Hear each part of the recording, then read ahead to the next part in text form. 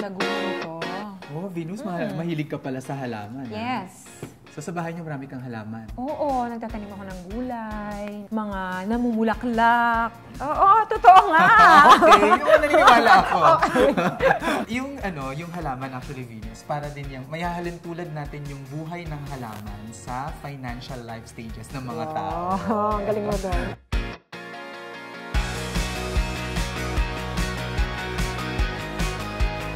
Ano ba yung financial life stages? Okay. Bago ko sagutin yan, Venus, kailangan maintindihan muna natin ano yung pagkakaiba ng active income at saka passive income. Ang passive income ay income na kinikita mo kahit hindi ka nagtatrabaho. Ang active income naman, kailangan mong magpawis at magbanat ng buto. Yung financial life stages ay nasusukat siya sa ability mo to cover your expenses sa pamamagitan ng passive income.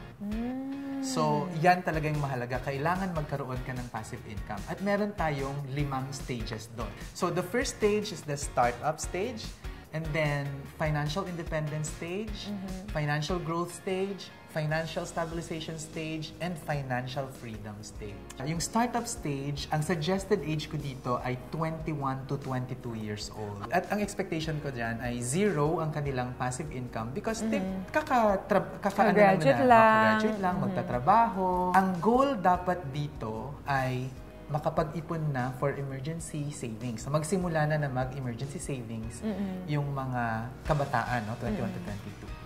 Ang second life stage naman natin is the financial independence. Right. Okay. Financial independence kasi ang gusto kong mangyari ay maging independent in terms of finance yung mga tao, no? Yung mga kabataan. So, ang suggested age ko naman dito is about 23 to 25 years old. At ano yung kumikita ka na? Yes, kumikita ka na. At ang passive income mo dito that covers your expenses should be about 1 to 10%. Ang pangatlo naman ay yung financial growth stage. Ang financial growth stage naman, ang suggested age ko dito is about 26 to 45. Mukhang nandito ka yata, no? 45. Okay, mukhang 25. So, 26 to 45 years old. At ang suggested na passive income ko dito as a percentage of expenses is about 11 to 50%.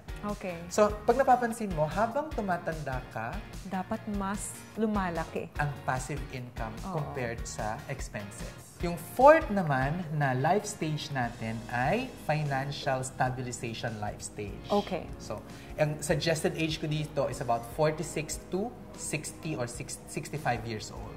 Okay? Financial stabilization siya kasi at this stage, talagang dapat mas malaki na yung passive income that will cover your expenses. So, dapat ito ay 51 to 99%. And then the last one is the financial freedom life stage. Yes. And when we say financial freedom, this is parang, already... ang na-imagine ko yung nakaupo ka na lang. Yeah, so retirement na yan. No? So, yung passive income mo, dapat kaya niyang i-cover lahat ng expenses.